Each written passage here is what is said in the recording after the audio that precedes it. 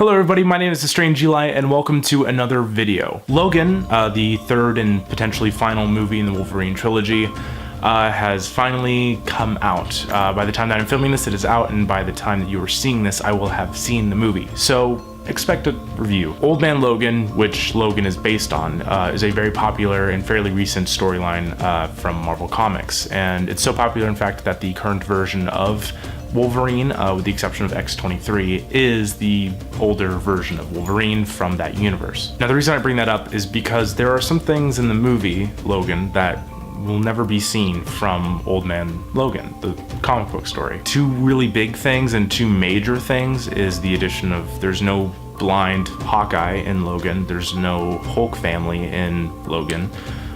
So a lot of those really big plot points could not happen. So they have to kind of reinvent the story to better fit the rights in which they have characters for, because Fox only has the rights to, I think, X-Men and also potentially Fantastic Four. Now, accuracy in adaptations from comic to movie has been something I've been wanting to make a video about for a long time, and I just haven't really been able to find the right way to say it. But I think that today I'm finally ready to kind of tackle this topic, and there are three big things that I'm going to be telling you today, which are big diversions from original stories or characters that should be included. The first movie I want to talk about is Avengers Age of Ultron, which is an adaptation from another Marvel story about Ultron fighting the Avengers. Now, what's important to know about Ultron is that he was originally created in the comics by Hank Pym, who was the first Ant-Man. By the time that Avengers Age of Ultron had come out, Ant-Man had already been announced. In the movie, there could literally be a throwaway line of Tony Stark saying, "Oh, well, here's this Ultron program. I just got it from my friend Hank Pym. He's a real smart guy." You know,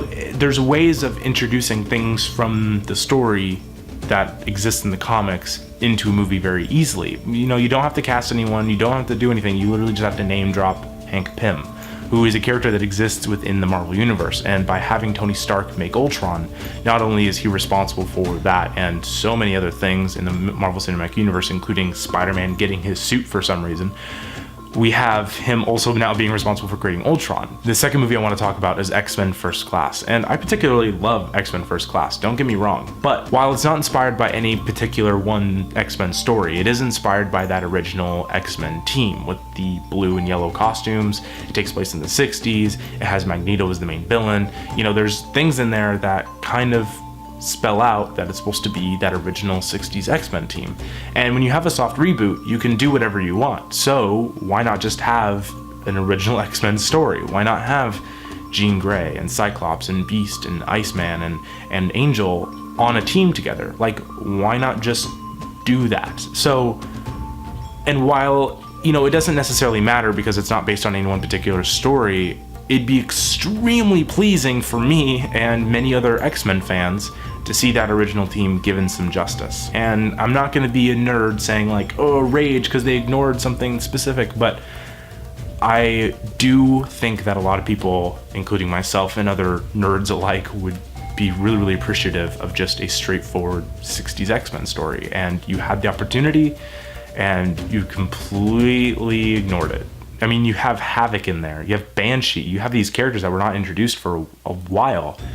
And I mean, Havoc is even the brother of Cyclops, and you don't even introduce him until 2 movies later. So there's a lot of weird things, a lot of weird choices that were made in that movie that I just feel like, had they been done to a more accurate sense or to a more accurate sort of appreciation, that it would have been more well received. And the third and final thing, and I'm not going to talk much about this, but the Flash costume, specifically in the upcoming DC Cinematic Universe. And now, the DC Cinematic Universe so far has been rough. People have not liked it. I personally, Man of Steel is one of my favorite movies of all time.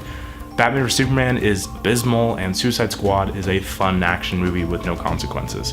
So it's, you know, you can kind of get my stance on it. The Flash is a character that I hold very near and dear to my heart. I think that the character is amazing, and I feel like giving him a costume which is like vaguely red, has a lightning bolt, is like already sort of an injustice to that character. But then going as far as to give him metal plating, giving him shoulder pads, giving him this huge metal helmet, giving, you know, like giving him metal plating doesn't aid mobility at all. The whole point of the character is that he runs fast, and how can you run fast in a suit of armor? And I get that the costume is supposed to be made by Bruce Wayne, which angers me even more because Barry Allen is a genius, but it's, you know, they just ignored that part of the character. And, you know, it's not a discredit to the other costumes, because Batman, Superman, Wonder Woman, Aquaman, all those characters look great, and all those costumes look awesome on screen. But the Flash costume is, honestly, it's atrocious. It's not good.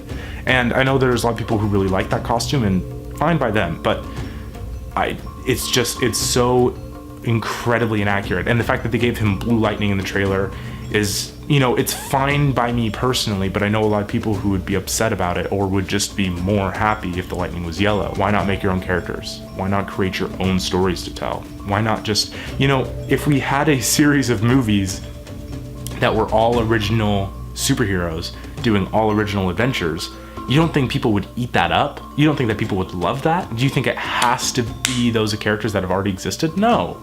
No, you could totally have a completely original superhero movie and have it completely succeed in this year. I mean, with the superhero craze there is now, and I understand that's been built on pre-existing comic book franchises, but with the way that the comic book kind of culture is now, you give us a fresh comic book hero done on a movie budget, we're gonna love that. We're just gonna eat it up. So just, if you're gonna take liberties with the character, maybe just consider making a new character. Anyways, guys, that's going to be all for today. If you like this video, go ahead and give it a thumbs up. If they bring back the rating system, go ahead and give it 5 stars, but we all know they won't. Down in the comments below, tell me all of your thoughts about this video. If there's any sort of characters that you feel like they've done injustice to, please let me know. And my Twitter is down here at the bottom, @TheStrangeEli. And we'll talk to you later. Bye.